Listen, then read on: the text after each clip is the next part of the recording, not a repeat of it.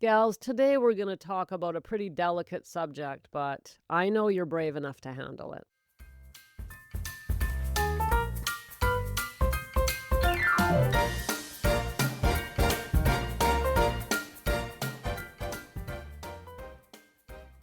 Welcome to Sobriety Snippets for Ambitious Women over 40, where we prioritize growth to exchange hangovers for higher consciousness, one powerful snippet at a time. I'm Becca Jacobson, and I'm so glad you're here today because I'm going to really, really lay it on the line, gals. I'm going to lay it on the line. There's been too much cream puffing going on around here. I'm actually kidding because I have not been going soft on you at all. So the truth is, you're tough. You've taken a lot from me. I expect a lot from you because I want you to have a lot. So I'm kind of tough. But today, I hate to say it, but we're going to talk about another tough subject. But it's important. It's important to talk about these things. So here's how this one came up. By the way, that's how I get snippets. I just keep my ears open and I hear you talking and I think, oh, there's a snippet. Oh, there's a snippet. Oh, there's a snippet. And that's it, right? Then I do a little research and turn on the microphone, and here we come. Today, we're going to talk about supporting people we love who are in trouble, supporting people we love who are in difficulty, supporting people we love who we can't really help. Now, what do I mean by this? Often it's adult children, right? We can help them as much as possible, but they're adults and they have their own lives and they have their own challenges and they might have a difficult marriage or they might have whatever their challenges are. They're still our children and we love them. So, how do we be there for them without compromising our own journey and without pushing them away, especially if alcohol's been involved in the journey, right? So, this gets really tricky. Well, first of all, we all have to navigate our relationships with loved ones in early sobriety because alcohol has had an effect on them. I mean, let's face it, the alcohol, it leaves a mark, right? So it's going to be different for everybody, but depending on your own individual story, you're going to have relationship issues in early sobriety, and it's going to be hard for people to know what to expect from you.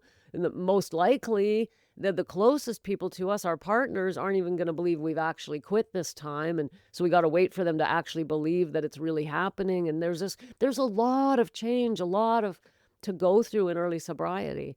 But I'm talking about supporting people who are not in our immediate household. So I'm talking about people who have their, like adult children who have their own families, their own issues. And yet there we are, we love them and we want to support them. How do we do that without overwhelming them or driving them crazy or pushing them away? I have a method for you that I want to give you.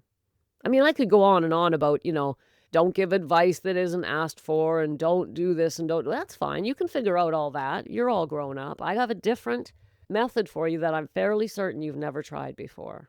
And I would love it if you have someone in your world. It doesn't have to be a child, anyone you love. It could be a best friend, anybody in your world that you love who's struggling, right? Struggling with anything. And you want to support them.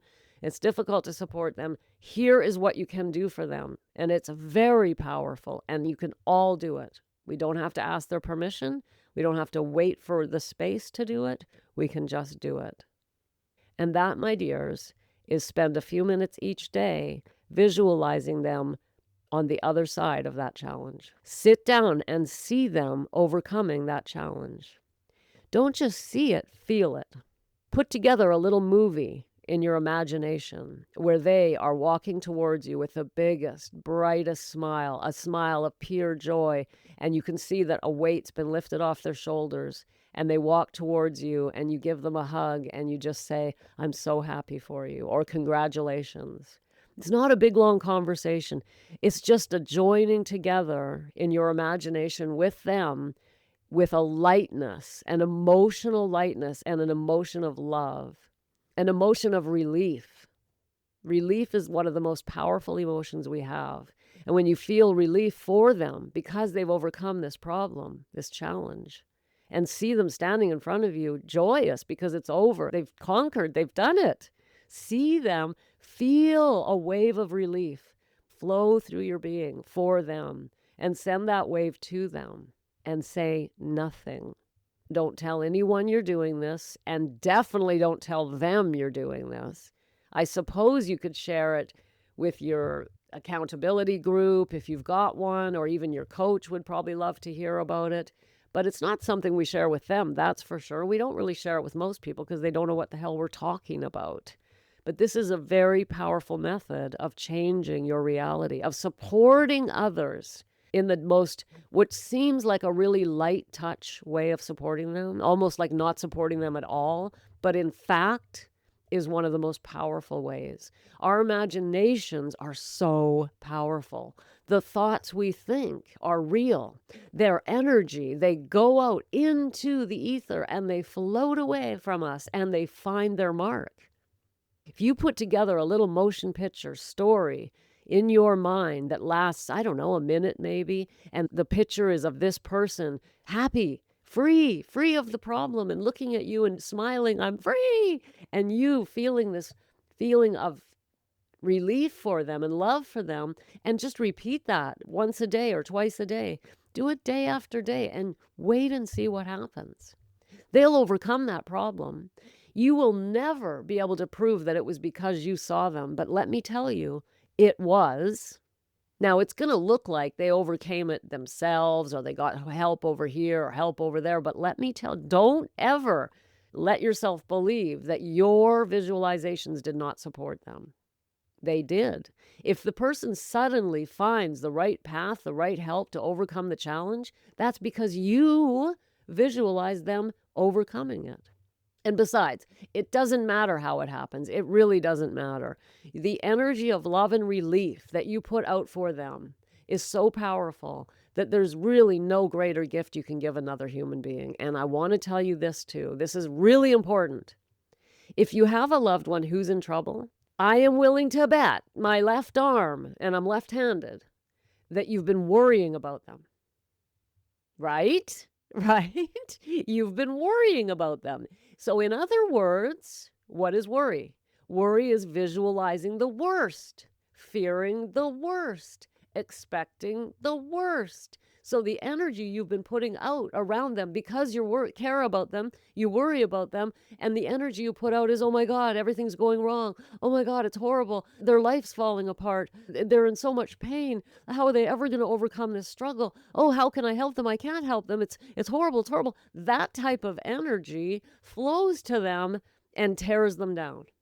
Every time you worry about someone you love, you're putting them in grave danger. Because you're sending energy vibes of you're failing, you're falling apart, I can see it. So since you're worrying anyways, all you got to do from this moment onwards is change the worry to anticipation of the very best for this human being that you love. Every time you catch yourself worrying, flip the script and see them happy and breaking free from this problem. If you have a hard time visualizing, write it in your journal. Write the little narrative. Write the story. There she is. She's overcome it, and she shows up at my door to say to me, Mom, it's over. I've done it. Or whatever the story is. Write that story so that you can get it started in your mind. Once you've gotten it started, then you can start just free-flowing thinking about it. Allow yourself to think about it. Every time you want to worry about this person, exchange it for this beautiful visual of them breaking free from the problem.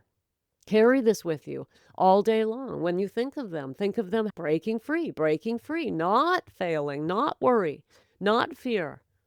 So you can do this not only all day long if you want to, but you can also set aside a few minutes to be intentional about it. Close your eyes, take a nice deep breath and see them and play that little mental movie for them for a minute or so.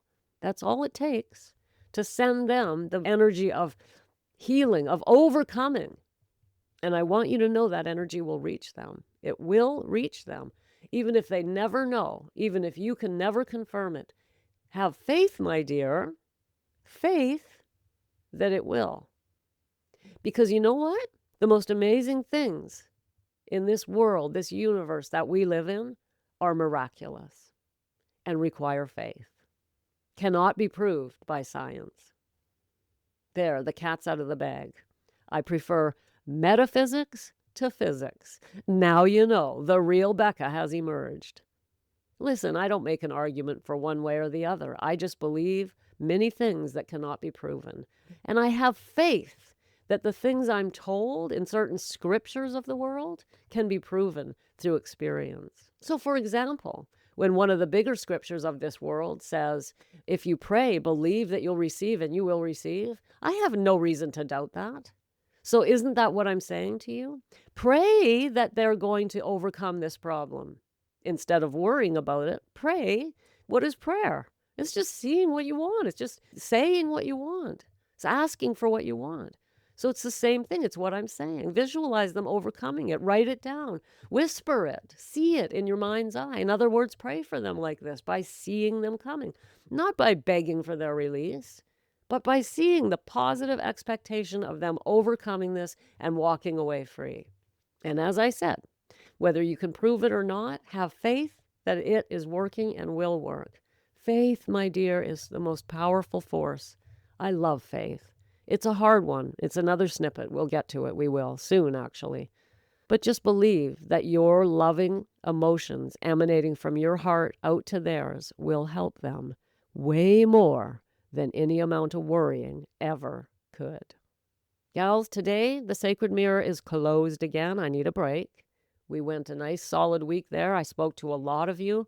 Thank you so much for doing the sacred mirror when it's open. I absolutely love that you're willing to share part of your story with me. Thank you. I really am honored. But today I'm taking a break.